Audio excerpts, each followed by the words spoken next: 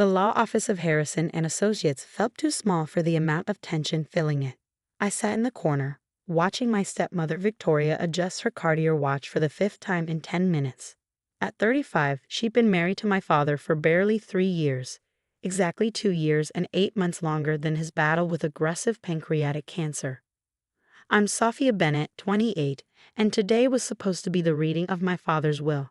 But Victoria had spent the last 20 minutes explaining to Mr. Harrison why we shouldn't waste time with formalities. Mike and I discussed everything, she said, pulling out a document from her designer handbag. This will, dated 2 months ago, leaves everything to me. As his wife, it's only natural. I felt sick. Dad had built Bennett Construction from nothing, turning it into one of the city's most successful development companies. The thought of Victoria controlling his life's work made my stomach turn. Let's proceed properly, Mr. Harrison insisted, adjusting his glasses. We should wait for. The door opened and Uncle Jack walked in.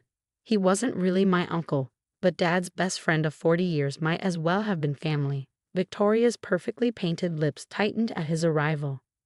Jack, she said coldly, this is a family matter. Uncle Jack ignored her, taking the seat next to me. His weathered hand found mine under the table, giving it a reassuring squeeze. He'd been there through everything, teaching me to ride a bike, attending my graduation, and supporting Dad through Mom's death 10 years ago. As I was saying, Victoria continued, sliding the will across the table. This makes everything clear. The house, the company, all assets transfer to me. She turned to me with fake sympathy. Sophia, I know this might be difficult, but your father wanted me to secure his legacy. Legacy. The word felt wrong coming from her mouth. This woman who'd appeared in Dad's life after a charity gala, who'd rushed him into marriage while he was still grieving Mom, who'd systematically worked to distance him from everyone else. Mr. Harrison began reviewing the document, but something felt off. This will appears properly executed, but... Then we're done here, Victoria interrupted, standing up. Sophia, I'll need you to clear out your office at Bennett Construction by Friday. The company needs fresh direction. I worked as a project manager at Dad's company, having started from the bottom 5 years ago. The thought of leaving the company I'd grown up watching my father build made my chest tight. That's not what Mike told me last month. Uncle Jack's voice cut through the tension like a knife. Victoria's head snapped toward him. Excuse me. Uncle Jack reached into his worn leather jacket, pulling out an envelope. Mike asked me to hold on to this, said to bring it to the will reading if anything seemed wrong. Mr. Harrison took the envelope, examining its seal. This is from my office, he confirmed, opening it carefully. Victoria's composed facade cracked slightly. Whatever that is, it's irrelevant. I have the legal will right there. This, Mr. Harrison said, scanning the document, is a detailed account of conversations between Michael Bennett and myself, dated throughout the last year. He looked up at Victoria, including one from 3 months ago expressing concerns about coercion regarding his will. The color drained from Victoria's face. That's ridiculous. Mike signed the will voluntarily. Did he? Uncle Jack leaned forward. Because Mike told me something interesting during our last lunch together. Something about you bringing documents for him to sign while he was on heavy pain medication. I remembered those final weeks. Victoria had barely left Dad's side, controlling who visited and when. Even I had to schedule times to see my own father. You have no proof, Victoria snapped, but her voice wavered. Actually, Mr. Harrison said, pulling out another file, we do. This is Michael Bennett's actual last will, recorded on video 6 months ago, before his condition deteriorated. He turned his laptop around, and suddenly Dad's face filled the screen. He looked tired but clear-eyed, sitting in this very office. If this will is being played, Dad's voice filled the room, it means exactly what I feared has happened. Victoria, he paused, I know what you're trying to do. I've known for a while. The mistakes in my company's books that Jack found, the mysterious changes to my accounts, the convenient witnesses for a new will. Victoria's face went from pale to ashen. So this is my true last will and testament, Dad continued. To my daughter Sophia, I leave controlling interest in Bennett Construction. You've earned it, sweetheart, not just as my daughter, but as someone who understands what our company means to our employees and their families. Tears filled my eyes as Dad detailed the rest of his wishes, including provisions for Victoria that were generous but far from the complete control she'd wanted. And Jack, Dad added, "Thank you for always watching out for my girl, both when I asked you to and when I was too blind to see I needed to." The video ended, leaving the room in silence. Victoria's hands were shaking as she gripped her bag. "Mr. Harrison," she said tightly, "surely a video doesn't override a legally signed document." "No," he agreed, "but evidence of coercion does. And the documentation Jack provided, along with the financial discrepancies we've uncovered." He let the implications hang in the air. Victoria stood abruptly, her chair scraping against the floor. But as she reached for the door, Uncle Jack's voice stopped her. "You might want to delay any travel plans," he said calmly. "The police would like to ask you some questions about those company accounts." As Victoria's perfectly curated world began to crumble, I felt Dad's presence in the room, and for the first time since his death, I smiled. This was only the beginning. The week following the will reading was chaos. Victoria's carefully constructed facade crumbled as the investigation into Bennett Construction's finances deepened. Uncle Jack, it turned out, had been quietly gathering evidence for months. "Your father noticed money disappearing from company accounts," he explained as we sat in my office, surrounded by financial records. "At first he thought it was accounting errors. Then he found transfers to offshore accounts he'd never authorized. The forensic accountants discovered Victoria had embezzled nearly $2 million over the past year. She'd taken advantage of Dad's illness, using his deteriorating health to gain access to company accounts and forge his signatures. She planned this from the beginning," I said, staring at the documentation. "The rushed marriage, isolating him from family, then the convenient new will. Mike figured it out near the end." Uncle Jack nodded. "That's when he contacted Harrison and made the video will. He wanted to protect you and the company." The police investigation revealed more than just financial fraud. Victoria had a history of targeting wealthy, vulnerable men. She changed her name 3 times, leaving a trail of suspicious deaths and contested wills across 2 states. "Ms. Bennett?" My assistant Sarah poked her head in. "The employees are gathered in the main conference room." I took a deep breath. As the new CEO of Bennett Construction, I needed to address the staff about recent events. Walking into the conference room, I saw familiar faces, people who'd watched me grow up, who'd worked alongside my father for decades. "I know there have been rumors." I began looking at their concerned faces. "Yes, Victoria Thompson, Mrs. Bennett, has been arrested. Yes, there was financial misconduct. But Bennett Construction is stable and secure." Relief washed over the room. These people weren't just employees. They were extended family. "My father built this company on trust, integrity, and treating everyone like family," I continued. "That's not changing. In fact, the first thing I'm doing is reinstating the profit-sharing program Victoria convinced Dad to suspend." The announcement was met with applause. Dad had always believed in sharing the company's success with those who helped build it. Later that afternoon, Detective Morrison visited my office with updates. "Mrs. Bennett is cooperating," she said, using Victoria's married name for the last time. "She's hoping for a plea deal." "Will she get one?" I asked.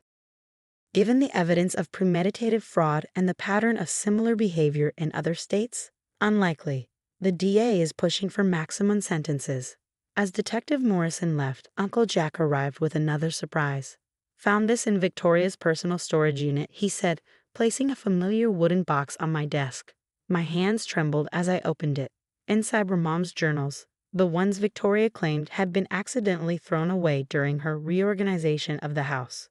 She kept them all this time. She kept anything she thought might have sentimental or financial value, Jack explained. "Insurance, I guess, in case things went wrong." Reading Mom's journals that night, I found entries about Dad, about me, about her hopes for the company's future. One passage stood out.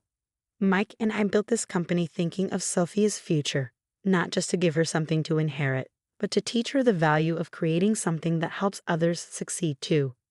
The next morning, I called an emergency board meeting. Victoria's choices had hurt more than just the company's finances. They damaged trust and morale. "We're implementing new oversight procedures," I announced to the board. "Complete transparency in all financial transactions. And we're establishing an employee emergency fund to help our workers through personal crises." "Your father would be proud," Mr. Harrison said after the meeting. He always said you had his head for business and your mother's heart for people. The company's legal team was working overtime to recover the stolen funds. Most of Victoria's offshore accounts had been frozen, and assets she purchased with company money were being liquidated. But the biggest challenge wasn't financial, it was rebuilding trust. Some clients had gotten nervous after Victoria's arrest made headlines. I spent days meeting with them, assuring them that Bennett Construction's foundations were solid. Uncle Jack was my rock through it all. He knew every client, every project, every challenge the company had faced. His guidance helped me navigate the transition from project manager to CEO. Your dad and I used to talk about this, he told me one evening as we reviewed contracts. He knew you'd end up running things someday. That's why Victoria scared him so much. She threatened everything he built for you.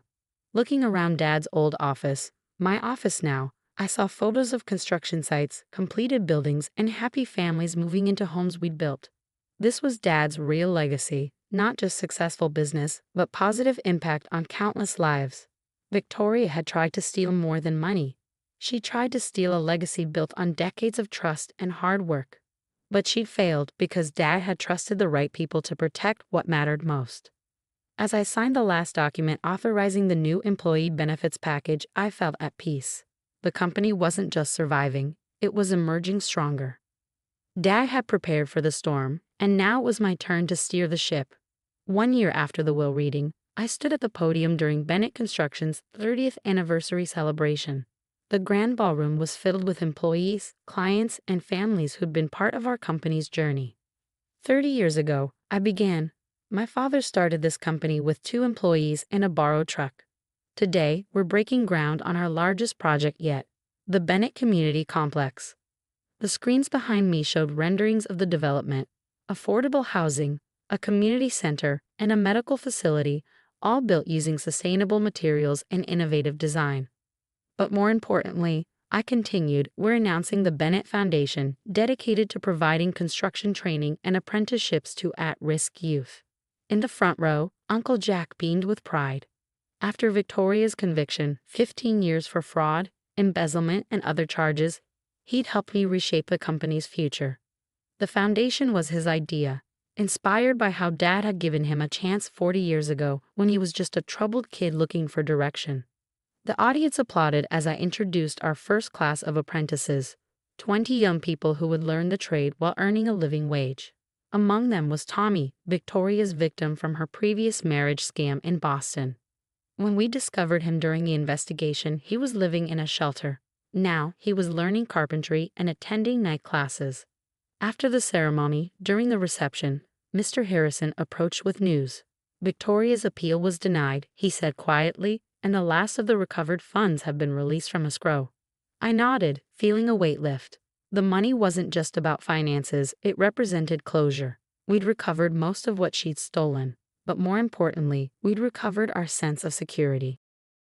Dad would have loved this, I told Uncle Jack as we watched the apprentices mingle with veteran employees, especially the training program.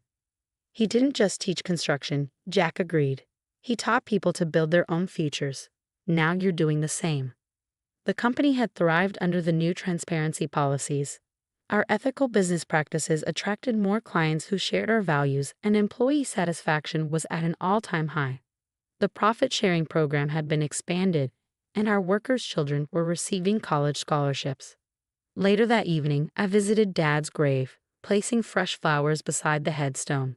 Mom's journals sat in my bag. I'd taken to reading them during important moments, finding guidance in her words. You were right, Mom, I said softly, opening to a marked page. Building something isn't just about bricks and mortar. It's about building people up too. The sound of footsteps made me turn. It was Sarah, my assistant, holding a folder. Sorry to interrupt, she said, but you'll want to see this. Inside was a letter from one of Victoria's former associates, confessing to helping her target wealthy businessmen.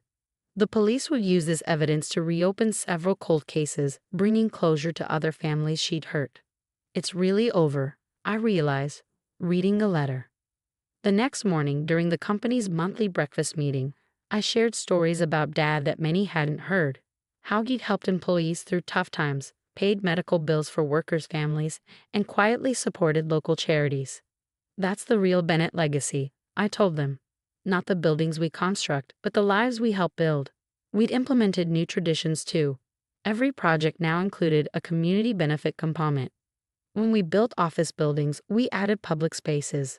Our residential developments included gardens and playgrounds. We weren't just constructing buildings, we were building communities. Uncle Jack had semi-retired but still came in 3 days a week to mentor the apprentices. His office wall displayed photos of Dad and him from their early days, reminding everyone of our company's humble beginnings. Your father once told me, he said as we watched the sunset from the office roof, that his biggest fear was that all his work would end up in the wrong hands. That someone would turn it into just another soulless corporation. I thought about Victoria, who'd seen only dollar signs where we saw opportunities to help others.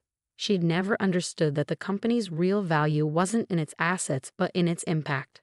The next project on our schedule was renovating the community center where Dad had first taught me about construction.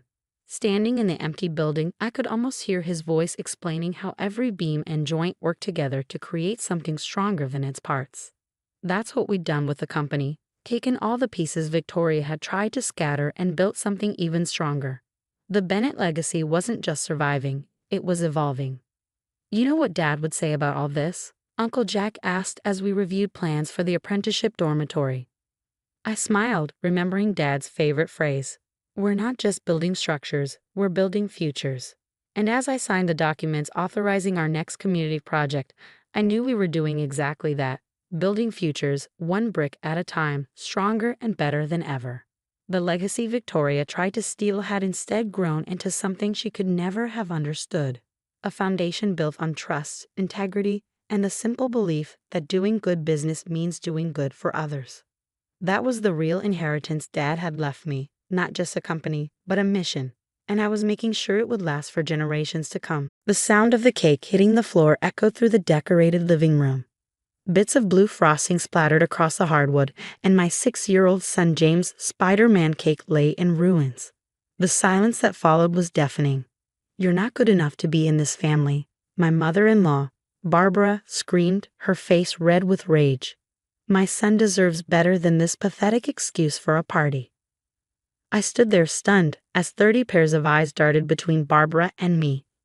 James' little friends huddled together, some on the verge of tears. My son clutched his best friend Tommy's arm, his lower lip trembling. What kind of mother throws such a cheap party? Barbara continued, gesturing wildly at the homemade decorations I'd spent weeks creating. And that cake, from a local bakery instead of Ellison's. Everyone knows Ellison's is the only acceptable choice for a Mitchell family celebration. I'm Sarah Mitchell, and at 32, I never thought I'd be watching my mother-in-law destroy my son's birthday party. For 6 years, I'd endured her constant criticism, her snide remarks about my middle-class background, her endless comparisons to my husband, David's ex-girlfriend from the right kind of family. But this was a new low. My grandson deserves the best. Barbara's voice dripped with contempt as she kicked at the fallen cake, not some teacher's salary attempt at a party. I felt a gentle tug at my sleeve. James looked up at me, tears streaming down his face. Mommy, why does Grandma hate my party? I loved my Spider-Man cake. Something inside me shifted. The room seemed to still, and a strange calm washed over me. I knelt beside my son, wiping his tears away. You're right, I said loud enough for Barbara to hear. My son does deserve better. Barbara's triumphant smirk faltered slightly at my calm tone. She'd expected tears, maybe shouting, her usual victory over the daughter-in-law she never wanted. Instead, I smiled. Everyone, I announced to the room, I'm so sorry, but we'll have to cut this party short. Please take your goodie bags and we'll arrange a proper celebration soon. As the shell-shocked parents collected their children, I caught sight of my husband, David, finally emerging from his home office. He conveniently disappeared when his mother arrived, his usual tactic for avoiding conflict. His face paled at the scene before him. Mom? Sarah? What happened? Barbara immediately launched into her version of events. David, darling, I was just explaining to your wife about proper Mitchell family standards. You can't expect our grandson to have some ordinary party like he's from, she wrinkled her nose, public school. I watched my husband's face, waiting for him to defend his son's ruined party. Instead, he ran his hands through his hair, His standard stress response. Maybe Mom has a point, Sarah. We could have gone a bit more upscale. And there it was, the same pattern we've lived with since our wedding day. David, ever the devoted son, unable to stand up to his mother. Barbara, the wealthy widow who controlled her only child through guilt and family legacy. And me, the outsider who could never measure up. But this time was different. This time she'd hurt my son. As the last guest left, I turned to Barbara with the same calm smile. You know what? You've opened my eyes. James does deserve better. He deserves a grandmother who values his happiness over appearances. He deserves a father who'll stand up for him. And he deserves a mother who won't let anyone make him feel less than perfect. Barbara's face reddened further. How dare you? After everything we've done for you, living in our family's guest house, the job at Mitchell Industries, you'd be nothing without us. I picked up my son, who buried his face in my neck. David, I'm taking James to my sister's. We'll discuss this later. As I walked toward the door, Barbara called out, This is exactly why you don't belong in this family. Just wait until the country club hears about this. You'll regret this, Sarah. I turned back one last time. No, Barbara, you'll regret this. Because you're right, I'm not good enough for the Mitchell family, I'm better. Driving to my sister Kate's house, I couldn't help but smile. Barbara had no idea what she just set in motion. For years, I kept quiet about the trust fund my grandmother left me, the one that would mature on my 35th birthday or when I had a child who turned 6, whichever came first. I kept quiet about my silent partnership in the local business incubator that had helped launch 3 successful startups.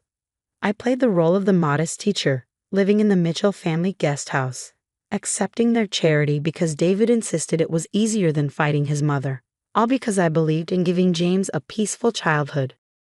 But now it was time to show Barbara exactly what not good enough looked like. My phone buzzed with another angry text from her, something about teaching me my place in society. I glanced at James in the rearview mirror, now sleeping peacefully after his emotional day. Don't worry, baby, I whispered. Mommy's about to teach Grandma a very important lesson about what really makes someone worthy. The next morning, my phone exploded with notifications. Barbara had been busy, posting a carefully crafted version of events on social media, painting herself as the concerned grandmother trying to give her grandson a proper celebration. The country club wives were already commenting with their sympathetic emojis and thinly veiled insults about certain people not understanding tradition. I sat at my sister Kate's kitchen table, scrolling through the messages while she made breakfast for James and her kids. David had called 17 times, each voicemail more desperate than the last. Sarah, please come home. Mom's just, you know how she gets. She says she'll apologize. Honey, you're being unreasonable. It was just a cake. Mom's threatening to talk to the board about your position at the school foundation. That last one made me smile. Barbara had no idea she was about to lose her favorite weapon, financial control. You're taking this remarkably well, Kate said, sliding a cup of coffee across the table. Usually, Barbara's antics have you stress baking for days. I showed her the latest post from Barbara, a throwback photo of David with his ex-girlfriend Victoria at some charity gala, captioned remembering simpler times when family meant something. Because this time, I'm done playing her game. I replied, pulling out my laptop. Remember that trust fund Grandma Sophie left me? Kate's eyes widened. The one you never told David about because you wanted to be sure he wasn't marrying you for money. Well, James turned 6 yesterday. Right before his party, I got the email from Mr. Patterson. The trust is active, and it's grown significantly more than we expected. I turned the screen to show her the balance. Kate nearly spilled her coffee. Holy Sarah. That's more than the Mitchell family lost in their last 3 failed business ventures combined, I finished. And that's not counting my shares in the startup incubator. Just then, my phone buzzed with a text from Linda, my contact at the business incubator. Board meeting leaked. Mitchell Industries trying to buy controlling interest in TechFront. Hostile takeover planned for next week. TechFront was one of our most successful startups, a cybersecurity firm that had recently caught the attention of several major investors. What Barbara didn't know was that I owned 30% of the shares through my anonymous investment group. Time to make some calls, I said, standing up. Can James stay here a bit longer? Kate hugged me tight. Take all the time you need. Show that woman what a public school teacher can do. An hour later, I sat in Mr. Patterson's office, signing papers that would change everything. My grandmother's trust fund had grown to just over $4.2 million, and with my other investments, I had more than enough to put my plan into action. The offer on the lakeside property was accepted, Mr. Patterson said, sliding another document across his desk. The previous owner was quite motivated to sell once he heard about Mitchell Industries' interests. I signed the papers with a steady hand.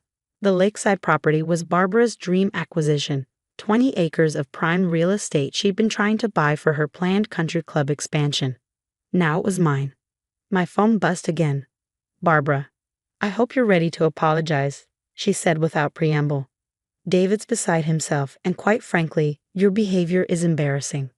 Though what else could we expect from your background?" "Actually, Barbara, I wanted to thank you," I replied calmly. "Thank me?" She sounded suspicious. "Yes, you were right. James deserves better.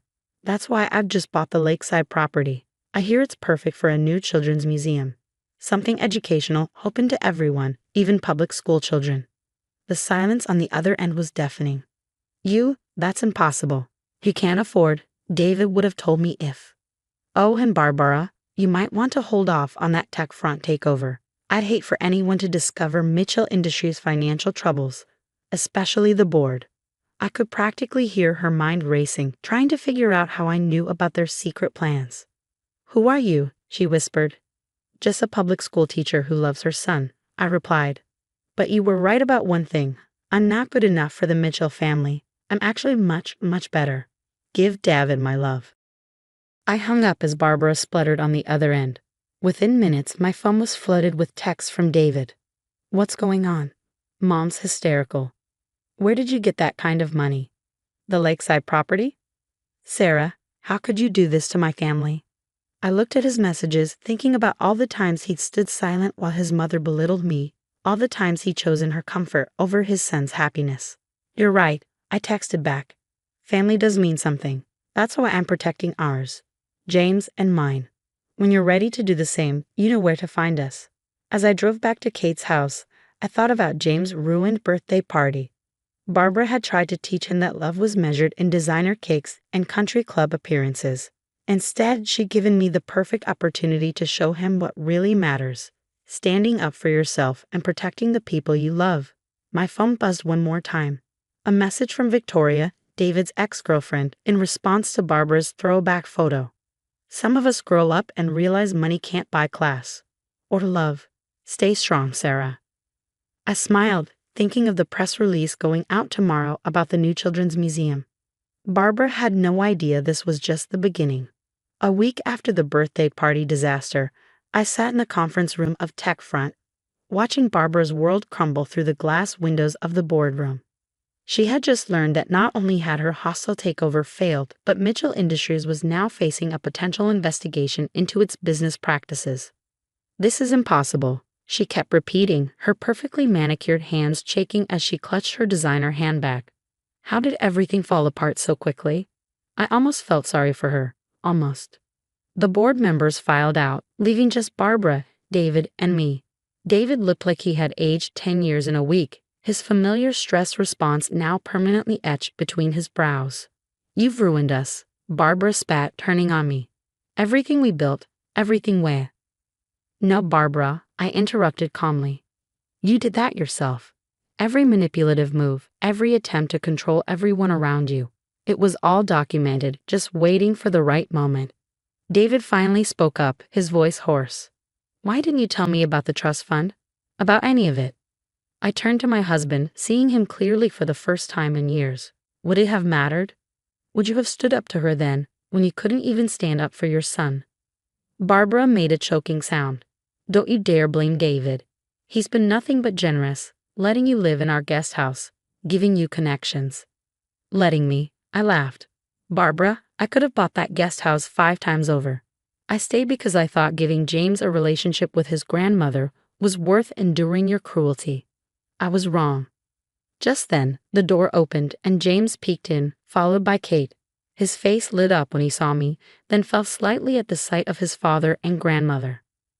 "Perfect timing," I said, lifting him onto my lap. James, remember how you said you wanted to help other kids have amazing birthday parties? He nodded enthusiastically. Well, guess what? The new Children's Museum is going to have a special birthday celebration room where kids whose families can't afford big parties can have their special day for free. And it's all because of you. Barbara's face contorted. You're using our family's dream property for charity? This is unacceptable. David, do something. But David was watching James, who was excitedly telling Kate about his ideas for the birthday room. Something shifted in his expression. No, Mom, he said quietly, I won't. Barbara's head snapped around so fast I thought she might get whiplash. What did you say? I said no. David stood up straighter. Sarah's right. I've let you control everything for too long. I watched you ruin my son's birthday, hurt my wife countless times, and I did nothing. That stops now. After everything I've done for you, Barbara began. That's exactly the problem, David cut in. Everything comes with strings attached. Every gift, every opportunity, it's all just leverage for you. I'm done. I hadn't expected this from David. For the first time in our marriage, he was choosing us over his mother's approval. Barbara turned an alarming shade of red. Fine, side with her, but don't come crying to me when she takes everything. Like you tried to take Techfront. I interjected smoothly, or the lakeside property. The difference is, I'm not taking anything from you, Barbara. I'm building something new, something that will help people, not just serve your social status. The Mitchell name, she started, will be just fine. I finished, though maybe it's time for the Mitchell family to be known for something more than money and social climbing. James tugged at my sleeve. Mommy, can we have another Spider-Man party? A bigger one at the museum when it's ready. Of course, baby, and this time, no one will ruin it. Barbara stormed out, her heels clicking aggressively against the floor. The sound faded, taking with it years of her oppressive presence in our lives. David sank into a chair, looking both exhausted and relieved.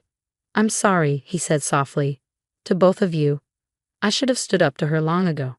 Yes, you should have, I agreed. But you can start now. Later that evening, as James played with his cousins at Kate's house, David and I sat on her porch, talking about the future. The new Children's Museum would open in 6 months. Mitchell Industries would survive, though significantly humbled. And Barbara? She had left 3 voicemails already, cycling through anger, guilt-tripping, and finally, tentative negotiations. She'll never change, will she? David asked, staring into his coffee. Probably not, I replied. But we have. He took my hand, and for the first time in years, I felt like we were truly partners. The trust fund. Why did you keep it secret for so long? I squeezed his hand. Because I needed to know that when the time came, you'd choose our family for the right reasons. Not for money, not for status, but for love. Inside, we could hear James laughing with his cousins, the sound of pure joy, untainted by social expectations or family legacy. You know what, Sarah? David said, smiling. You really are better than the Mitchell family. You're exactly what we needed. I thought about Barbara's words at the birthday party about not being good enough. She had been right, but not in the way she meant. I wasn't good enough to maintain her facade of perfection. I was better. I was real. And that was worth more than all the designer cakes in the world. Beauty is about youth. My mother-in-law's words crackled through my phone as I stood in my Seoul hotel room, still jet-lagged from the 14-hour flight. Ashley will be taking over as CEO effective immediately. The board has already approved it. I gripped my phone tighter, looking out at the glittering Korean cityscape, the same cityscape I'd flown halfway across the world to secure our company's biggest beauty manufacturing deal. Patricia, what are you talking about? Oh, don't act surprised, Victoria, she replied, her voice dripping with fake sympathy. The beauty industry is changing. We need young blood, fresh perspectives. Ashley understands today's market better. Ashley, my 26-year-old sister-in-law who joined the company 6 months ago as a social media manager.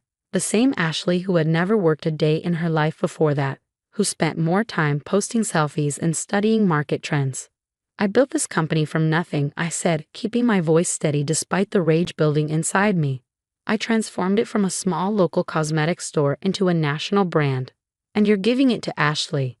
The board agrees with me, Patricia continued, clearly relishing every word. Your husband Michael signed off on it too. Face it, Victoria, at 42, you're past your prime. This isn't personal, it's business. But it was personal. It had always been personal with Patricia. From the moment I married Michael 12 years ago, she'd seen me as an outsider, someone who didn't belong in their elite social circle. Never mind that I built Pure Glow Cosmetics into a $100 million company. To her, I'd always be the middle-class girl who dared to marry above her station. I understand, I replied calmly, my mind already racing ahead. Congratulations to Ashley. I assume you'll want me to brief her on the Korean manufacturing deal. Patricia's smugness faltered slightly at my composed response. Yes. Well, that would be appropriate. Though perhaps we should let Ashley handle it her way. Of course, I said. I'll send over the contracts when they're finalized. Good night, Patricia. I ended the call and sat down heavily on my hotel bed, letting out a long breath. They thought they'd blindsided me, that they finally pushed me out of my own company. What they didn't know was that I had been preparing for something like this for months. The signs had been there, the whispered conversations that stopped when I entered the room, the sudden interest in company ownership structures, Ashley's constant questions about our suppliers and manufacturing processes. I wasn't naive. I had seen the writing on the wall. That's why I had flown to Seoul personally instead of sending our procurement team. That's why I had spent the last 6 months quietly securing exclusive contracts with our key suppliers. And that's why tomorrow's meeting with Korea's largest beauty manufacturer wasn't just about a manufacturing deal. My phone buzzed. A text from Michael. Mom told you about Ashley? It's for the best. Vic, you've been working too hard anyway. Time to step back and relax. I didn't bother responding. My husband had always been his mother's puppet, too weak to stand up to her. He had probably convinced himself he was doing me a favor, freeing me from the burden of running a company. Another buzz, Ashley this time. OMG, sis, can't wait to revolutionize Pure Glow. Thinking about a total rebrand. Young, fresh, vibrant. Going to kill it on TikTok. I smiled despite myself. Poor Ashley. She had no idea what she was getting into, no idea about FDA regulations, supply chain complexities, or the razor-thin margins in manufacturing. No clue about the 3 years of negotiations it had taken to get this Korean deal on the table. I walked to the window, looking out at the Seoul skyline again. In 12 hours, I would be meeting with Mr. Kim of K-Beauty Labs, signing a deal that would change everything. Patricia and Ashley thought they were taking my company. They were about to learn a very expensive lesson about the difference between ownership and control. My phone buzzed one more time, an email from Mr. Kim confirming our breakfast meeting. I replied quickly, then opened my laptop to review the contracts one last time. The exclusive manufacturing rights, the non-compete clauses, the proprietary formulation agreements, all ironclad, all under my personal company, not Pure Glow's. Patricia was right about one thing. This was business. And I was about to show them exactly how business is done. I spent the rest of the evening preparing for tomorrow's meeting, my mind clear and focused despite the jet lag. Years of building Pure Glow had taught me that timing was everything. You had to know when to strike, when to hold back, and most importantly, when to let your opponents think they'd won. Tomorrow would change everything, but for now, I let them celebrate their victory, let them think they finally pushed me out of the way. After all, revenge, like the perfect beauty formula, was all about patience. The next morning, I met Mr. Kim in a private dining room at the hotel's rooftop restaurant. The Seoul skyline provided a stunning backdrop as we finalized the details of our agreement over a traditional Korean breakfast. So, Ms. Victoria, Mr. Kim said, his English precise and measured, you understand what this exclusive agreement means. Once signed, K-Beauty Labs cannot manufacture for Pure Glow or any of its subsidiaries without your personal approval. I nodded, stirring my tea. I understand perfectly, Mr. Kim, and the proprietary formulations we've developed together. All registered under Victoria Kim Enterprises as requested. Pure Glow will have no legal claim to them. He paused, studying me carefully. May I speak frankly? Please do. I've heard rumors about changes in Pure Glow's leadership. Your mother-in-law has been making inquiries with other manufacturers. I couldn't help but smile. Of course, Patricia had been shopping around. She probably thought she was being clever, laying the groundwork for Ashley's takeover. And what did you tell her? That K-Beauty Labs schedule is fully committed. He returned my smile. We value loyalty, Ms. Victoria. You built this relationship. We work with you. 2 hours later, I walked out of the meeting with signed contracts and a clear path forward. My phone had 17 missed calls. 3 from Michael, 10 from Patricia, 4 from Ashley. I ignored them all and called my lawyer instead. Everything's signed, I told her. Time for phase 2. Back in my hotel room, I finally checked my messages. The family group chat was buzzing with panic. Ashley, OMG, why isn't K-Beauty responding to my emails? We need to confirm the manufacturing schedule for the new line. Patricia, Victoria, call me immediately. This is serious. Michael, honey, mom's really upset. What did you do? I was composing a carefully worded response when my phone rang. Patricia again. This time I answered. What have you done? She demanded, her voice shrill. K-Beauty won't return our calls. The other Korean manufacturers all say they're booked solid. The product launch is in 8 weeks. How unfortunate, I replied calmly. Sounds like Ashley has quite a challenge ahead of her. But I'm sure with her fresh perspective and young energy, she'll figure something out. This isn't a game, Victoria. Pure Glow has obligations to retailers, contracts to fulfill. You can't just. I haven't done anything, Patricia. I'm just stepping back, like you wanted. Letting the next generation take over. Isn't that what you said was best for the company? There was a long pause. When Patricia spoke again, her voice was different, calculating. What do you want? Want? Nothing. I'm too old for the beauty industry, remember? Now, if you'll excuse me, I have a flight to catch. I hung up, forwarded the signed contracts to my lawyer, then ordered room service. The real show was about to begin. Over the next week, Pure Glow descended into chaos. Without access to our manufacturing partners or proprietary formulations, they couldn't move forward with the planned product launch. Ashley's fresh perspective consisted mainly of posting panicked TikToks about supply chain disruptions. Patricia tried everything, threats, pleading, even attempting to go around me directly to Mr. Kim. But K-Beauty Labs stood firm.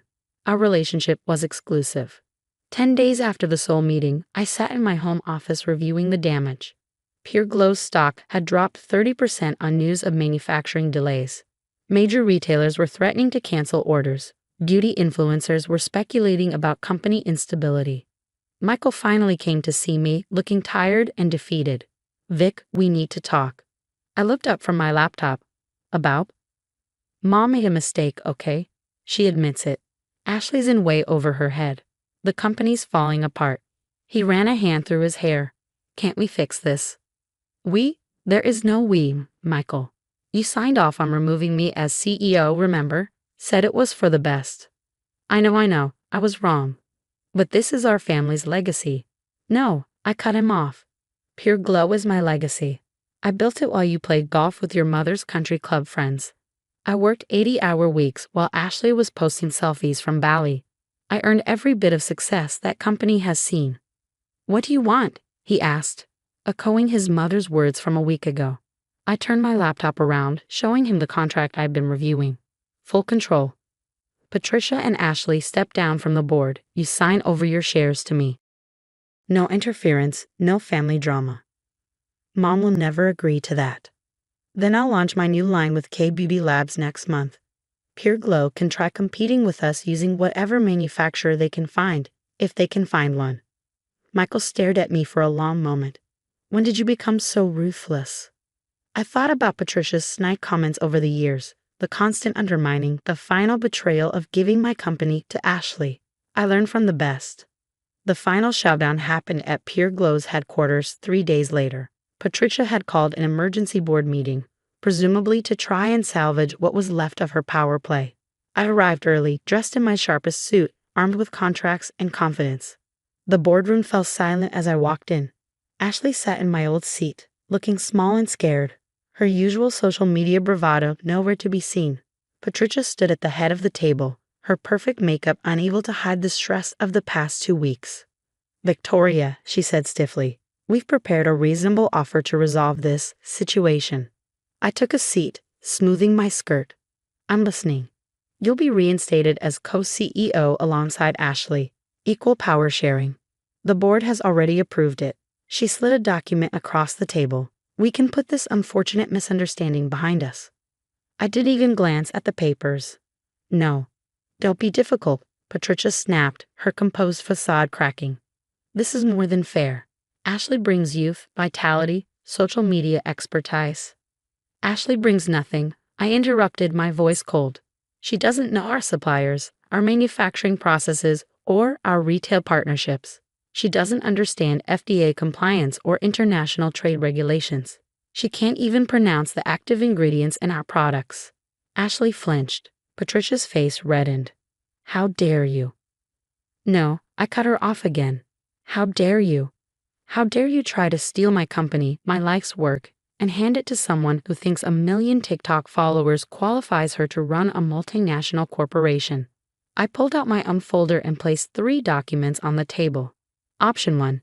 You both resign from the board, transfer all shares to me, and walk away. Option 2. I launch my new brand next month with Cade Beauty Labs' full backing, using our most popular formulations, which I own. Option 3. I sue for breach of fiduciary duty, fraud, and corporate espionage.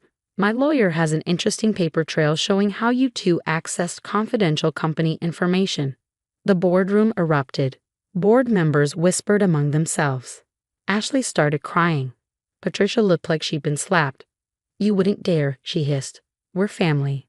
I laughed. Family? Family doesn't steal from each other. Family doesn't conspire, scheme, and backstab. You never saw me as family, Patricia. I was just the ambitious nobody who married your son and built the company you always wanted to control. Michael, who had been silent until now, stood up. It's over, Mom. Sign the papers. Patricia whirled on him. You can't be serious. She's destroying everything Way. Everything she built, he corrected. Vic's right. This company exists because of her. Not you, not Ashley, not me. We need to let go. 3 hours later, I walked out of Pure Glow's headquarters as sole CEO and majority shareholder. Patricia and Ashley had signed everything, their dreams of a corporate takeover crushed under the weight of reality and legal consequences. 6 months later, Pure Glow launched its most successful product line ever. The Korean manufacturing deal proved revolutionary, and our new formulations received rave reviews. Ashley went back to being a full-time influencer, occasionally posting sponsored content for our competitors. Patricia retreated to her country club, telling anyone who would listen that she'd stepped back from business to focus on family. Michael and I separated amicably. He finally admitted that he'd spent our entire marriage trying to please his mother at my expense. Sometimes, love isn't enough to overcome years of toxic family dynamics. Late one evening, as I sat in my office reviewing quarterly reports, I received an unexpected email from Patricia. Victoria, I underestimated you. I thought youth and social media presence were the future of beauty. I was wrong. The company thrives under your leadership, proving that true success comes from experience, vision, and determination, not age. I'm sorry.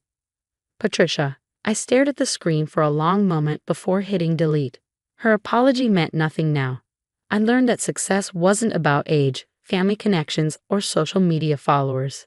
It was about dedication, strategy, and the courage to stand your ground. The Seoul skyline glittered outside my window. Yes, I'd kept the Korean office, reminding me of that pivotal night when they thought they defeated me.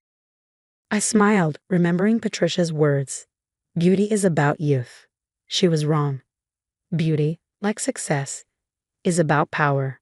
And I'd proven I had both. I never thought I'd see the day when my mother-in-law would strike me in front of my 6-year-old daughter. But here we were. What should have been a joyful birthday celebration had turned into a nightmare. My name is Sophia, and I've spent the last 8 years trying to fit into the prestigious Hamilton family. My husband, James, comes from old money, but I'm just a self-made businesswoman who worked her way up from nothing. His mother, Margaret Hamilton, never let me forget that I wasn't their kind. A party at Chuck E. Cheese. Margaret's voice dripped with disdain as she surveyed the colorful decorations. Really, Sophia? Hamiltons don't celebrate birthdays at such common establishments.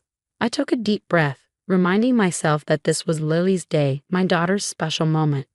Lily chose this place, Margaret. She wanted to celebrate with her school friends.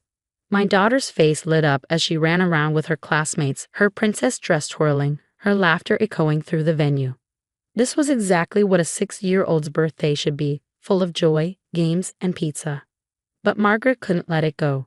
She stood in her designer suit, clutching her Hermes bag like a shield against the plastic chairs and arcade machines. Next to her, my sister-in-law Diane whispered something, both of them shooting disapproving glances my way. At least the Rockefellers' children won't be here to witness this spectacle, Margaret muttered, loud enough for me to hear. I busied myself with arranging the cake, a beautiful 3-tier creation decorated with Lily's favorite cartoon characters. It wasn't the elegant fondant masterpiece Margaret had suggested, but it was what Lily wanted. "Mommy, can we do cake now?" Lily tugged at my dress, her eyes sparkling with excitement. "Of course, sweetheart, let's get everyone together." As the children gathered around the table, their faces glowing with anticipation, I couldn't help but smile. This was worth all the criticism, all the snide remarks. Then Margaret stepped forward, her heels clicking against the floor. "Before we continue with this inappropriate display, I have an announcement." My stomach dropped. I knew that tone.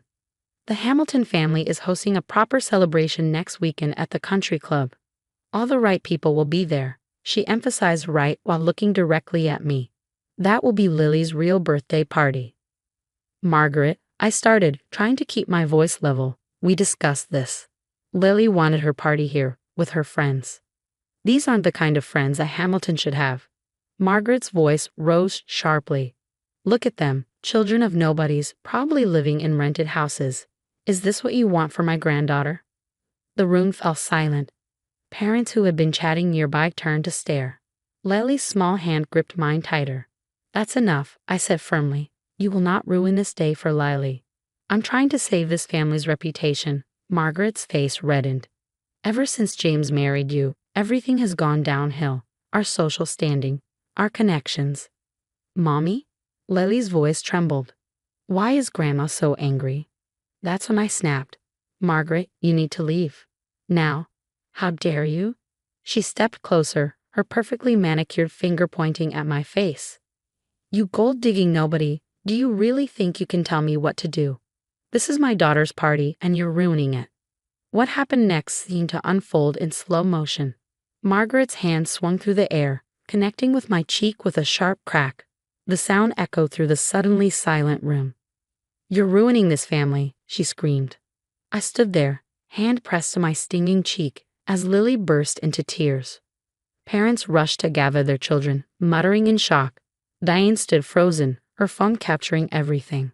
"Get out," I whispered, my voice shaking with rage. "Get out now, or I swear." James, who had been parking the car and missed most of the drama, finally appeared. "What's going on?" "Mom." Margaret was already gathering her things, her hands trembling slightly. "Your wife is destroying everything we built, James. Everything. She's turning Lily into a common street child." As she stormed out, I held my crying daughter close, whispering comfort into her ear. James stood there, torn between his mother and us, as always. What Margaret didn't know, what none of them knew, was that I wasn't just the nobody they thought I was. For the past 5 years, I had been quietly building something, making strategic moves that were about to change everything. "Mommy, is Grandma going to be mean again?" Lily asked through her tears. I wiped her eyes gently, my resolve hardening. "No, sweetheart. Grandma just learned a very important lesson about consequences." 2 days later, Margaret would discover exactly who she had slapped at that birthday party. But for now, I focused on salvaging what was left of my daughter's celebration, all while a plan formed in my mind. James approached me later that evening, after we put Lily to bed. "Sophia, maybe we should consider Mom's country club party." I cut him off with a look. "Your mother slapped me in front of our daughter and her friends. This isn't about a party anymore. She was just upset." "No, James, tomorrow you're going to see exactly what happens when someone threatens my family. And trust me, your mother isn't going to like it." I walked away, leaving him confused. In my home office, I opened my laptop and typed out a simple email to my broker. "Execute Plan H immediately." Margaret Hamilton was about to learn that she had just slapped the majority shareholder of Hamilton Industries' parent company. Sometimes revenge doesn't need to be served cold. It just needs to be served at exactly the right moment. The morning after the birthday disaster, my phone wouldn't stop buzzing. Messages from other mothers, videos of the incident, and even a few surprisingly supportive texts from distant relatives who had always found Margaret insufferable. But I ignored them all, focusing instead on the financial reports flooding my inbox. Ms. Sullivan, Hamilton Industries stock is in freefall. My assistant's voice crackled through the phone. Board members are panicking. Mrs. Hamilton has called 16 times. I smiled, remembering the sting of her slap. Let them panic.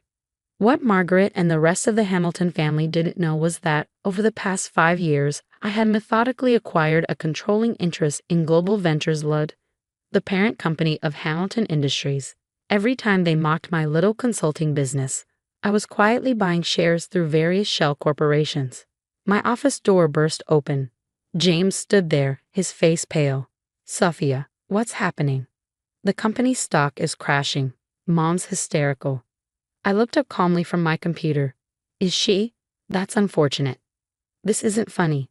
Dad built that company from nothing. It's our family legacy. No, James, your father built it using your grandmother's inheritance, then pushed her out when she disagreed with his methods. I stood up straightening my blazer. Did you know she left me all her documentation before she passed? Every shady deal, every manipulated board vote. James sank into a chair. What are you saying? I'm saying your mother should have thought twice before slapping the person who controls her company's fate. My phone buzzed again. Margaret's name flashed on the screen. This time I answered. Where is it? Her voice trembled with barely controlled rage. Our emergency board meeting starts in an hour, and the ownership documents are missing. Check your email, Margaret. Your copy should arrive any minute. My copy? What are you? She fell silent. I could hear her clicking through her inbox. Then, a sharp intake of breath. This is impossible. Global Ventures? You? Not so impossible. While you were busy reminding everyone that I wasn't good enough for your family, I was building something of my own. Or should I say, buying something.